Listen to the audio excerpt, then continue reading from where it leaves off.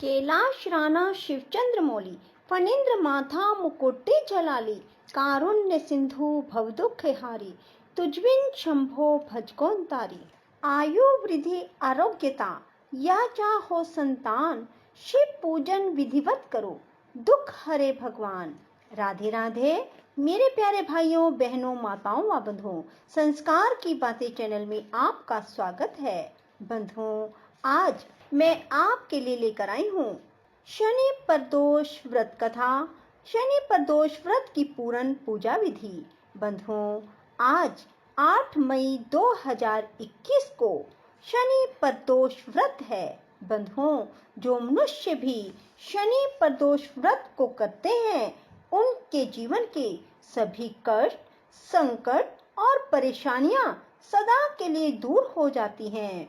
उन्हें धन, पुत्र, वैभव सब कुछ प्राप्त हो जाता है। उन्हें कर्ज से मुक्ति मिलती है और हर मनोकामना पूरी होती है। बंधुओं, जो मनुष्य भी जिस कामना को लेकर प्रदोष व्रत को करते हैं, भगवान शंकर उनकी हर मनोकामना पूरी करते हैं।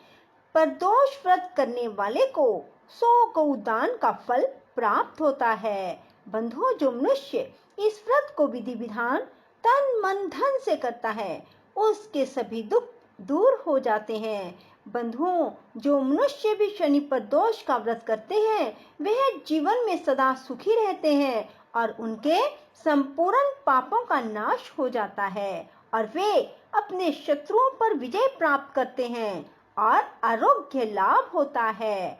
बंधुओं, जो मनुष्य शनि प्रदोष व्रत नहीं भी कर पा रहे, वे केवल शनि प्रदोष व्रत की कथा भी सुन लेते हैं तो शनि देव और भोलेनाथ की कृपा से उनके जीवन के सभी दुख दूर हो जाते हैं। साथ ही शनि की ढैया, शनि की 7.5 आदि दोष भी दूर हो जाते हैं।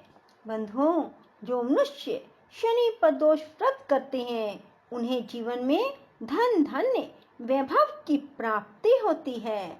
बंधुओं, यदि आपने हमारे चैनल को अब तक सब्सक्राइब नहीं किया तो जरूर करें और बेल आइकन दबाना ना भूलें ताकि आपको हमारी आने वाली सभी वीडियोस की जानकारी सबसे पहले हो सके। बंधुओं, वीडियो को पूरी सुनने के बाद कमेंट बॉक्स में जय शिव शंकर भोलेनाथ, जय शनिदेव महाराज जरूर लिखें। बोलो शिव शंकर भोलेनाथ की जय, शनिदेव महाराज की जय। ध्यान का स्वरूप करोड़ों चंद्रमा के समान कांतिवान, त्रिनेत्रधारी, मस्तक पर चंद्रमा का आभूषण धारण करने वाले, पिंगल वर्ण के जटाजूटधारी, नीलकंठ, अनेक रुद्राक्ष मालाओं से सुशोभित, वरदहस्त, त्रिशूलधारी, नागों के कुंडल पहने, व्याघ्र चरम धारण किए हुए, रतन जड़ित सिंहासन पर विराजमान शिव जी का ध्यान करना चाहिए। प्रदोष व्रत की पूर्ण पूजा विधि। प्रदोषारण्य मुखम के अनुसार शाम के समय और रात्रि आने के पूर्व दोनों के बीच का जो समय है उसे प्रदोष कहते हैं। व्रत करने वाले को उसी समय भगवान शंकर का ध्यान करना चाहिए, पूजन करना चाहिए।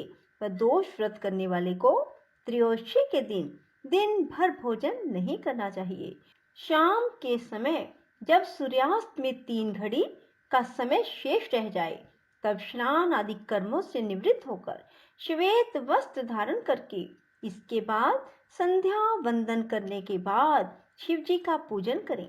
पूजा के स्थान को स्वच्छ जल से धोकर मंडप बनाएं। वहां 5 प्रकार के पुष्पों से पद्म पुष्प की आकृति बनाकर कुश का आसन बिछाएं और आसन पर पूर्व की ओर मुंह करके बैठ जाएं। इसके बाद भगवान शंकर की पूजा आराधना करें, कथा करें।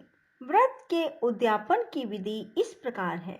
प्रातः स्नान आदि कार्य से निवृत्त होकर रंगीन वस्त्रों से मंडप बनाएं।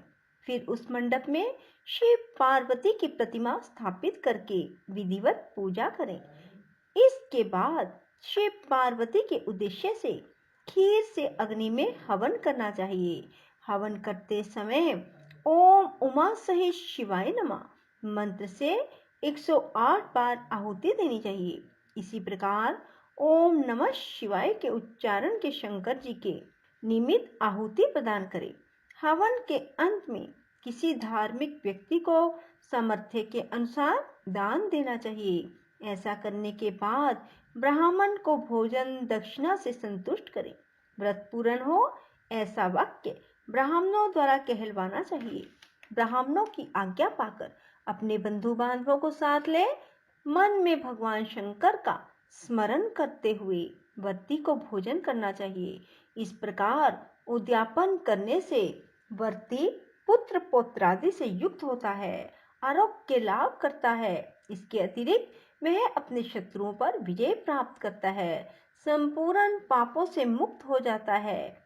ऐसा स्कंद पुराण में कहा गया है। बंधुओं, त्रयोदशी व्रत का महात्म क्या है, इसे ध्यान पूर्वक सुनो। जो मनुष्य भी त्रयोदशी का व्रत करते हैं अर्थात दोष का व्रत करते हैं, वह सदा सुखी रहते हैं। उनके संपूर्ण पापों का नाश इस व्रत के करने से हो जाता है। पर दोष व्रत करने से विधवा स्त्रियों को अधर्म से ग्लैनि होती है और सुहागन नारियों का सुहाग सदा अटल रहता है। बंदी कारागृह से छूट जाता है। जो स्त्री पुरुष जिस कामना को लेकर व्रत करते हैं उनकी सभी कामनाएं कैलाशपति शंकर पूरी करते हैं। सूत जी कहते हैं, त्रयोदशी अर्थात प्रदोष व्रत करने वाले को 100 गौदान का फल प्राप्त होता है। इस व्रत को जो विधि विधान और तन मन धन से करता है उसके सभी दुख दूर हो जाते हैं।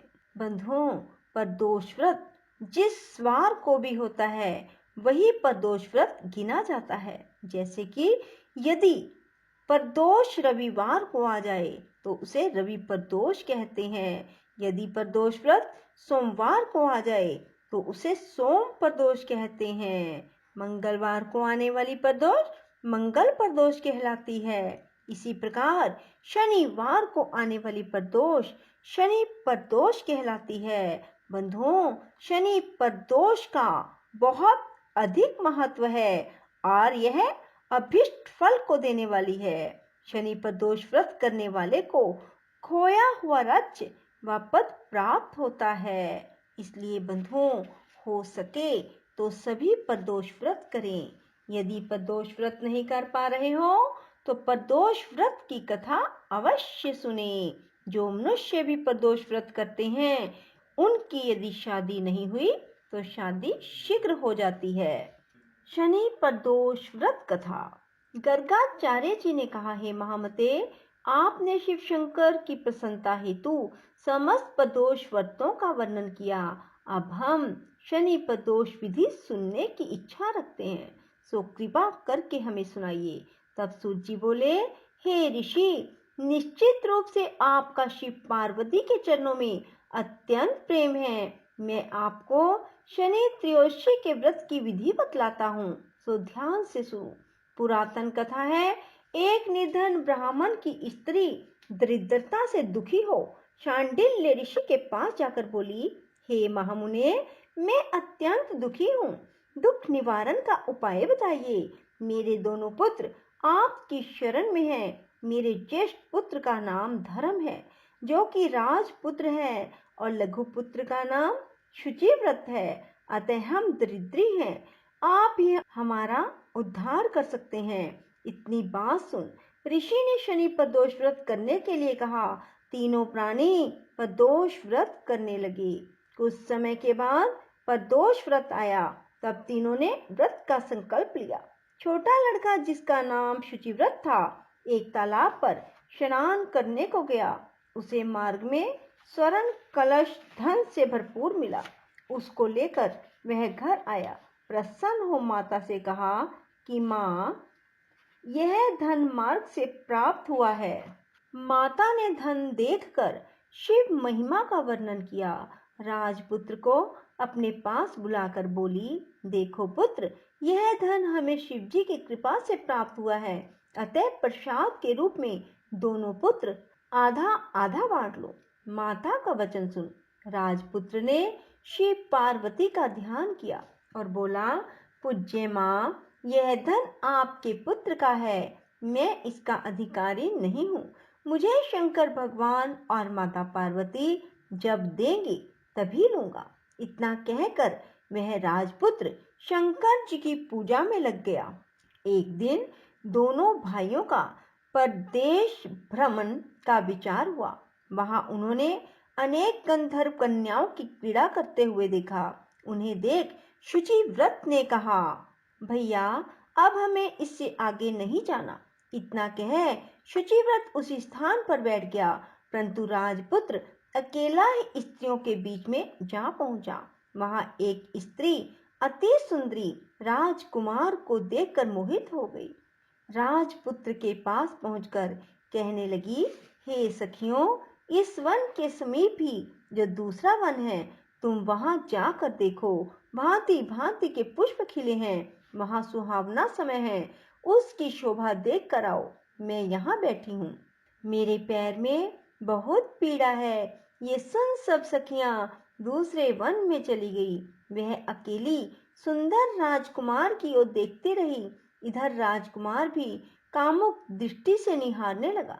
युवती बोली, आप कहाँ जा रहे हैं? वन में कैसे पधारे?